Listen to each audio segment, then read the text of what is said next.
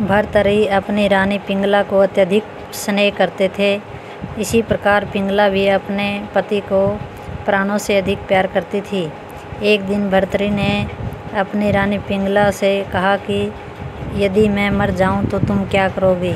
पिंगला ने भर्तृहरि के मुंह पर अपना हाथ रखते हुए कहा, प्राणनाथ, ऐसी बुरी बात आप अपने मुंह से क्यों निकाल रहे हैं। भगवान आपको अजर अमर बनाए। भर्तृहरि ने कहा कि नहीं पिंगला, तुम मुझे यह बता दो कि मेरे मरने के बाद तुम क्या करोगी। पिंगला ने अत्यधिक दुखी होते हुए उत्तर दिया, आपके मरने के बाद मैं सती हो जाऊंगी।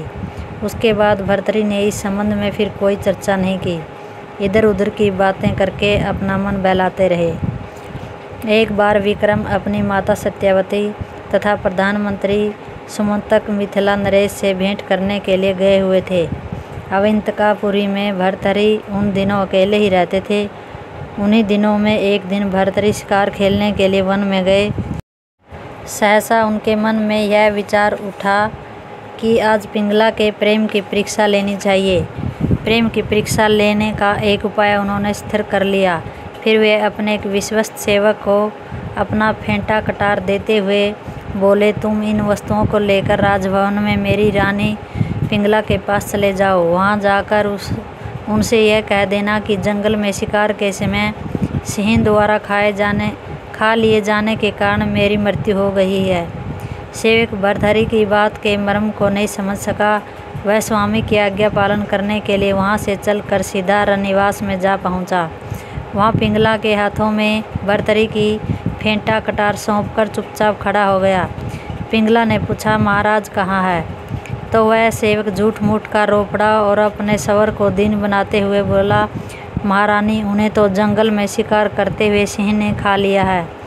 उनके मर जाने पर इस फेंटा कटार को लेकर मैं आपके पास चला आया हूँ। रानी पिंगला इस समाचार को सुनकर स्तब्ध रह गई। संपूर्ण रनिवास में कोहराम मच गया। सब लोग रोने पीटने लगे। पिंगला कुछ देर तो अचेत पड़ी रही। फिर होश में आने पर उसने कहा, मैं अपने पति की फेंटा कटार को हाथ में लेकर सती हो जाऊंगी।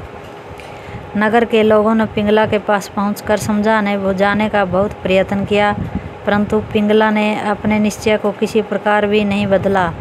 अंततः चिता प्रज्वलित की गई और पिंगला भर्तृहरि की फेंटा कटार को अपने हृदय से लगाए हुए उसमें जा बैठी।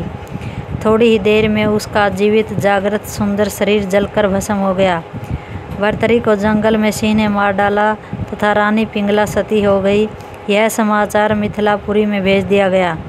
उसे सुनते ही विक्रम सत्यवती तथा सुमंतक शोक सागर में डूब गए तथा उसी क्षण अवंतिकापुरी को लौट पड़े।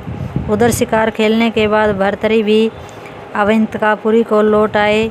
वहां आकर जब उन्हें यह पता चला कि उनके द्वारा किए गए मजाक को सत्य मानकर पिंगला ने प्राण खो दिए हैं, तो वे अत्यंत दुखी हुए। पिंगला का प्रेम सच्चा था। हाय, मैंने उसके साथ यह क्या किया।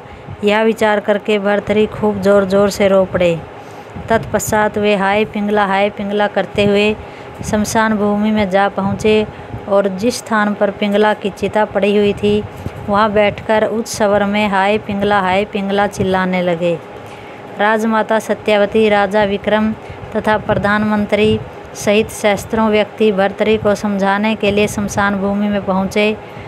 सब ने उनसे राजभवन लौट चलने के लिए कहा, परंतु भर्तृहरि ने किसी की बात नहीं सुनी।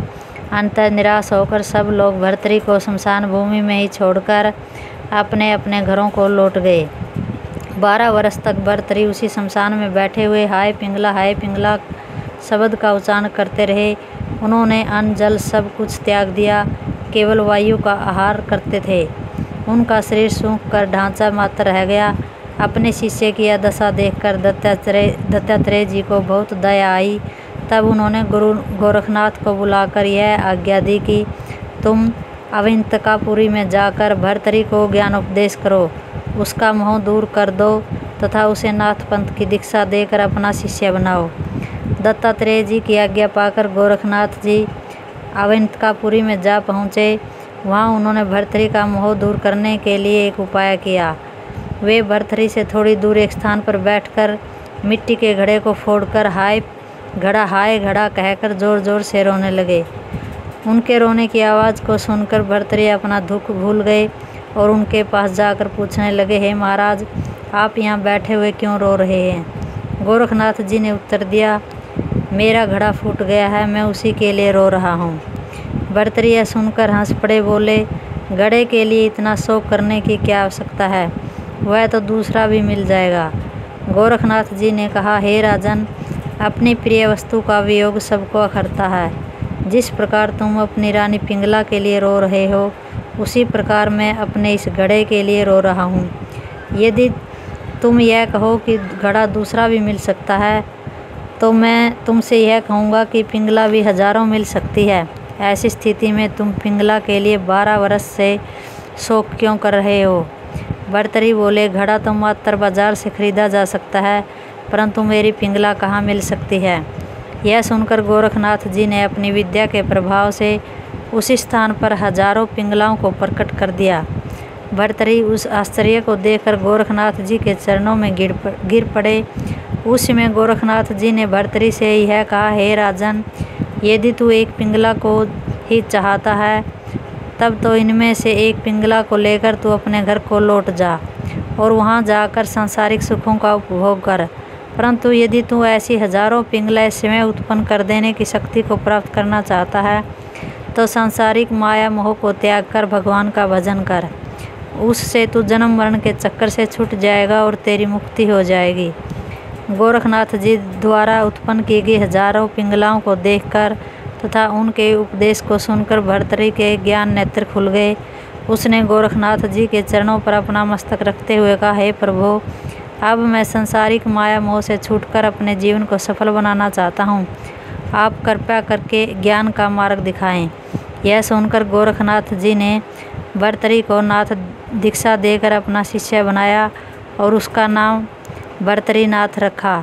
जिस समय गोरखनाथ जी ने भर्तृहरिनाथ को मंत्रोपदेश किया, उस समय उन्हें संपूर्ण जगत ब्राह्म्य भाषित होने लगा और संपूर्ण अज्ञान सदा के लिए नष्ट हो गया।